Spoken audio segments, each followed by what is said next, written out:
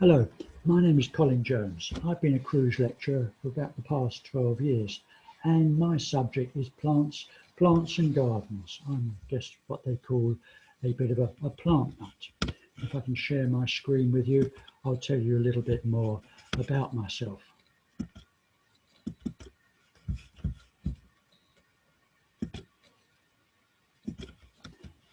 Most of my lecturing has been for cruise and maritime, that is in the last 5 or 6 years, but sadly they are no more.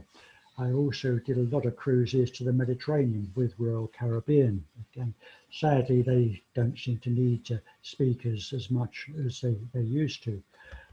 For Peel and Peter Rushton before, I've cruised with Fred Olsen, P&O and Saga. My day job was at BBC Television at Shepherd's Bush in London at Television Centre. I was a film and video editor on documentaries and light entertainment programs. I found putting together a lecture is very much like putting together a TV program. As well as being an editor, I was also a director on several BBC One documentaries. Here I am in Malta making a documentary about how um, Malta won the George Medal during the Second World War. On my retirement, I dusted off my camera and I went back to college to study horticulture. And I also work for a local nursery, an alpine nursery, and they grow auriculas. When we go to the Chelsea Flower Show every year, that's when it's running, of course, and we put on a display of auriculas, and we've won 5 consecutive gold medals. So I give a talk about what goes behind winning a gold medal exhibit at the Chelsea Flower Show, and a lot of the stories that go on behind the scenes at the Chelsea Flower Show.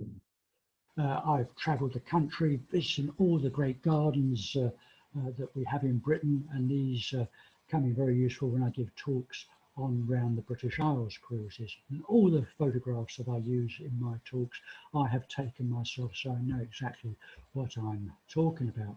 When I'm on a cruise ship, I like to give my first lecture to be an overview of the cruise and the ports that are coming up, and tell the passengers a bit about the gardens that they might choose to visit at these various ports, and the sort of plants that will be in flower during their visits, and a little bit of the history of the plants that will all to make their visits more and more interesting.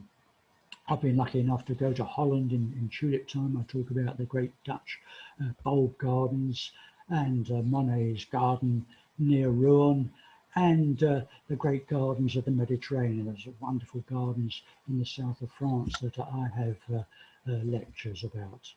To St. Petersburg, Peter the Great wanted to emulate the great gardens of Versailles and France, while Catherine the Great wanted an English style garden. So I have a talk about the gardens in St. Petersburg. I call that talk Gardening Under the Tsars.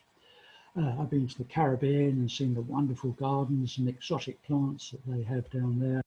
And I took myself to Japan to go and study the gardens there, which are so different to anything that we know in the West. So I have talks about the Japanese style of gardening, and I've been down to Cape Town to South Africa and the great Cape Garden route, and I can talk about the plants that just thrive down there.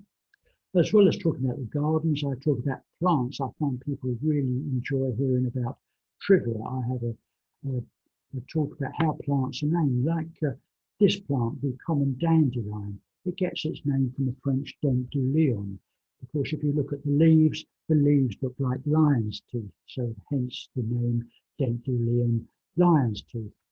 And rhubarb, it gets its name because it was discovered in Turkey, and it was given the name the root of the barbarian, and that was anglicised into becoming rhubarb. I have another talk on poisonous plants. The more gory I can make it, the more people seem to enjoy it. But we all know that plants really don't want us to eat them. They have all these defences, thorns and prickles and chemicals that try and deter us from eating them.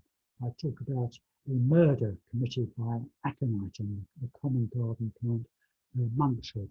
I also described what would happen when you eat green potatoes, and also green tomatoes.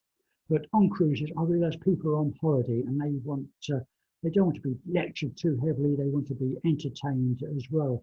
And so in my talks, I include a lot of signs where I can find appropriate to sprinkle these in. And people have told me they get as many laughs from my talks as they do from some of the comics.